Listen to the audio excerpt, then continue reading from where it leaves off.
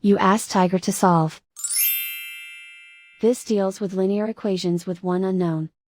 The final result is h equals 7/4. Let's solve it step by step.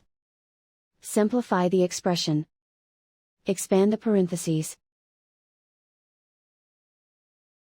Multiply the coefficients.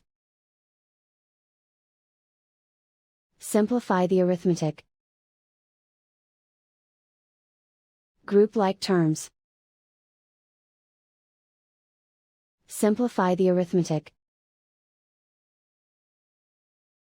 Group all constants on the right side of the equation. Add 7 to both sides. Simplify the arithmetic.